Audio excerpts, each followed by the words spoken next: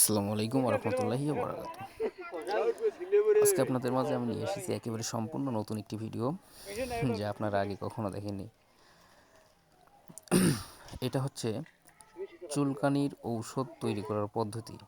দেখতে পাচ্ছেন যে একটি মাটির ঘুঁটিতে করে তেল গরম করা হচ্ছে এবং এই তেলের এই যে আগুন ধরতেছে তেলের ভিতরে, যখন আগুন ধরবে তখন তেলটা পুরোপুরিভাবে গরম হয়ে যাবে।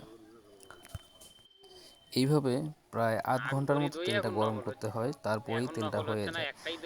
আমি কেটে কেটে ভিডিওটা করলাম, যার কারণে একটু দ্রুত চলে গেল। তেলটা এখন হয়ে গেছে। এই তেলটার মধ্যে কিছু প্রাকৃতিক গাছগাছরা ঔষধ মেশানো হয়েছে, সেই সঙ্গে আরও কিছু বানিয়াতির দোকান থেকে কেনা কিছু জিনিস মেশানো হয়েছে, যা দিয়ে তেলটা পুরোপুরি তৈরি করা হবে। তো প্রায় 20 মিনিটের মতো আমরা তেলটা গরম করলাম। এখন তেলটা সম্পূর্ণ হয়ে গেছে। তেলের ভিতরে আগুন আগুন ধরতেছে, আপনারা দেখতে পাচ্ছেন। তো যে চুলকানিগুলো মূলত অ্যালার্জি না, চুলকানি একটু অন্যরকম চুলকানি, যেগুলো অ্যালোপ্যাথিক ওষুধ খেয়েও কাজ হয় না, আবার অ্যালার্জিও না। তো সেই ধরনের চুলকানিগুলো যখন অস্বাভাবিক হয়ে যায়, যখন সহ্য করার মতো হয় না, তখন আমাদের গ্রামে এইভাবে তেল তৈরি করে সেই চুলকানিতে লাগানো হয় এবং তাতে অনেক উপকৃত হওয়া যায়। এবং শুধু তাই না, আম, দীর্ঘদিন এই তেলটা ব্যবহার করলে চুলকানি সম্পূর্ণ ভালো হয়ে যাওয়ার সম্ভাবনা থাকে, বা হয়ে যায় সম্পূর্ণভাবে, একেবারে নিরাময় হয়ে যায়। তো গ্রামে যখনই মানুষ চুলকানির ভোগান্তিতে পড়ে, এইরকম চুলকানি হয়, তখন এইরকম তেল গরম মানে তেল তৈরি করে নেয়।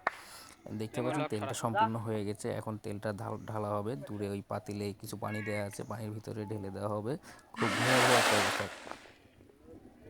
আপনারা দেখতে পারবেন। বমের মতো একেবারে আগুন ছড়ে গেল। খুব রিস্কি কাজ।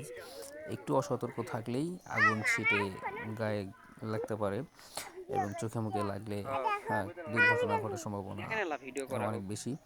তাই সতর্ক হয়েই কাজটা করতে হয়। তো তেলটা কমপ্লিট। এখন আমরা দেখতে পাচ্ছেন তেলটা পানির উপরে ভেসে আছে, আর ভিতরে কালো কালো যেগুলো দেখতে পাচ্ছেন, এগুলো প্রাকৃতিক কিছু গাছগাছড়ার কিছু ঔষধ।